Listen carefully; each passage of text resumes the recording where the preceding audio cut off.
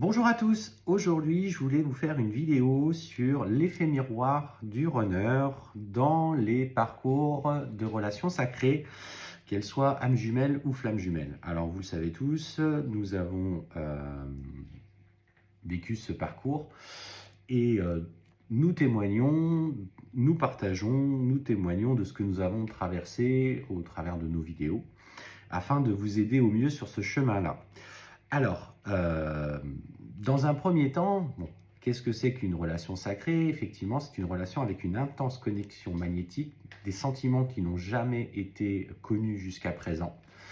Et après une période, en général, euphorique, une période très intense en termes de sentiments,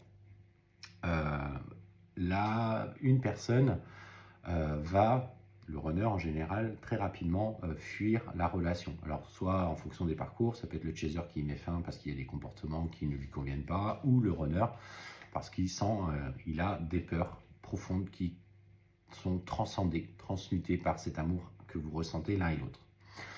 Alors, dans chaque expérience de chacun, surtout la première des choses qu'il faut que vous compreniez, c'est que le but du comportement du fuyant est d'appuyer sur vos plus profondes blessures. Qu'est-ce que ça peut être? Alors, si par exemple vous êtes quelqu'un qui avait une profonde blessure de trahison, le runner va faire le choix, par exemple, de vous rejeter et puis faire le choix d'aller dans une autre relation très rapidement derrière, dans quelque chose qu'il peut plus facilement contrôler. Vous prenez, donc dans cette expérience-là, dans cet exemple que je vous cite, la blessure du rejet et la blessure de trahison. Dans ces comportements-là, dans les choix qu'il fait indépendamment de vous, il met en lumière en vous la blessure de rejet et la blessure de trahison.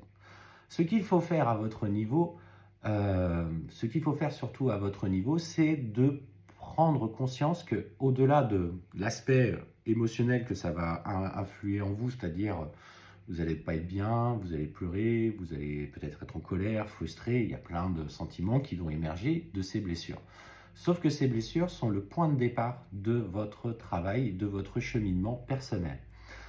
La première des choses qu'il faut comprendre, du coup, c'est de retourner voir, notamment dans votre expérience de vie, dans votre construction personnelle, telle que vous êtes construit aujourd'hui, dans vos choix, dans votre éducation, dans les comportements que vous avez adaptés face à certaines personnes qui ont abusé de vous, d'où viennent la blessure du rejet et la blessure de trahison.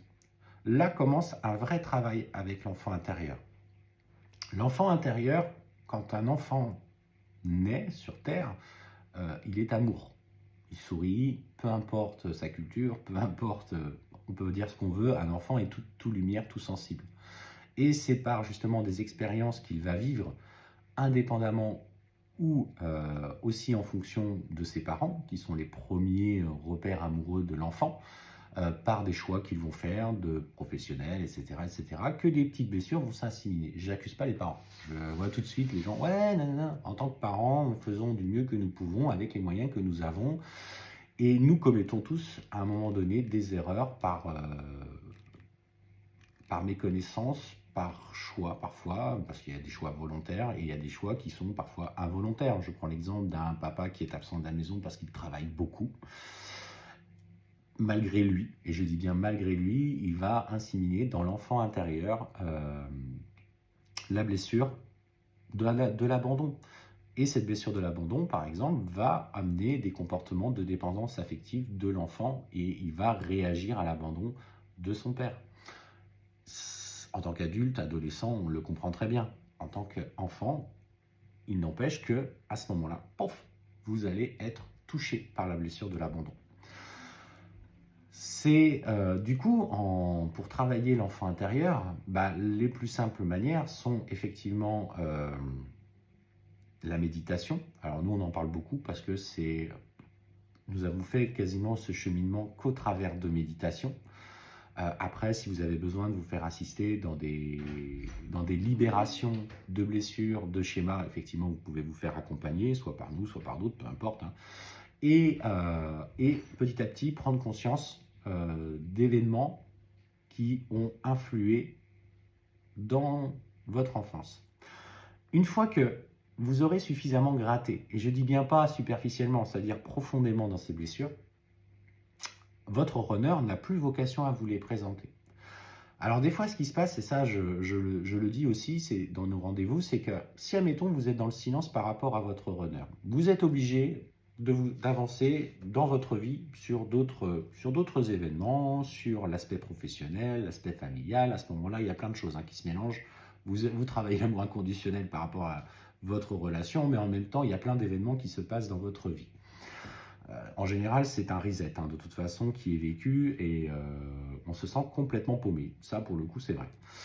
Et du coup, si votre runner n'a plus d'interaction avec vous et qu'il est tout constamment dans le rejet, vous essayez de lui envoyer un message, il lit vos messages, il ne vous répond pas, il continue d'avancer sur son petit bonhomme de chemin, peut-être même une autre relation parce qu'il a fait le choix de vous écarter de sa vie parce que pour lui, cet amour est tellement fort qu'il est insupportable, il ne l'accepte pas.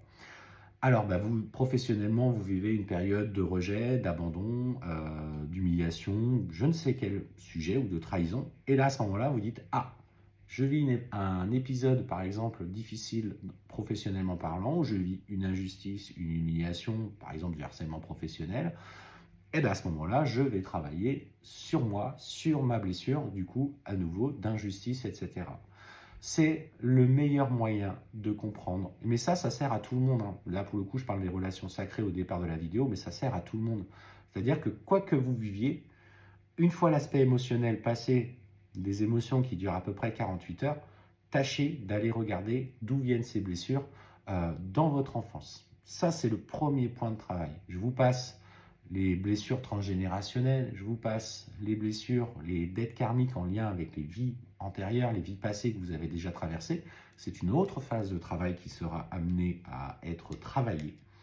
Parce que ces relations-là, elles ont malgré tout un lourd passé karmique. Il y a eu beaucoup de traumatismes, peut-être il y a eu des choses extrêmement graves qui se sont passées dans des vies passées, et il faut aussi les régler. Ça fera l'objet peut-être d'une autre vidéo. Vous n'hésitez pas à partager si le cœur vous en dit. Mais déjà comprenez qu'il agit comme effet miroir. Alors si vous avez un runner qui vous présente toujours la blessure du rejet ou d'injustice, c'est que cette blessure-là n'est pas encore complètement guérie. Alors elles ne sont pas totalement guéries, on est bien d'accord, mais il faut qu'elles le soient suffisamment pour qu'il n'ait plus à vous présenter ces passages. Une fois les mémoires c'est comme si vous vous décolliez quelque chose de lourd en lien avec la blessure du rejet, qui s'échappe. Et à ce moment-là, lui, il s'adapte. En fait, il n'a plus à vous présenter et ses comportements changent. Le lâcher-prise aussi vous permet de rééquilibrer une relation. C'est pour ça que quand vous êtes bien dans votre vie, dans votre peau et que vous mettez des choses en place, le runner a tendance à revenir parce que en fait, il ressent dans son chakra du cœur, et c'est pas dans la tête que ça se fait, c'est dans le cœur, parce que pour le coup, c'est ce que je ressentais, le besoin peut-être d'envoyer un petit message, de reprendre une communication qui n'est peut-être que temporaire. Mais en fait, voilà, c'est comme ça que lui fonctionne. Il fonctionne avec des ressentis clairs, simples, du cœur, sans réflexion. Il est dans la matière. C'est quelqu'un qui a besoin de vivre des expériences. Si à un moment donné, effectivement, dans le travail que lui aura à faire, il va travailler par expérience. Il va travailler en recommettant des erreurs pour comprendre là où est sa place, là où il doit aller. Donc ça, c'est pas du tout, vous n'avez pas du tout le même travail à faire, même si 80% est fait par le chaser, on va pas se voiler la face. Vous, c'est un travail de conscientisation, d'intégration par le chakra couronne, chakra du troisième œil, et d'intégration dans votre corps, dans le chakra jusqu'au chakra racine. Quand lui est dans un travail d'intégration par l'expérience, par le chakra racine, parce que c'est quelqu'un qui est plus matériel, c'est quelqu'un qui est peut-être moins spirituel, et en fait, il fait remonter ça jusqu'à comprendre, jusqu'à conscientiser. Donc, le travail d'un runner est beaucoup plus long qu'un travail d'un chaser.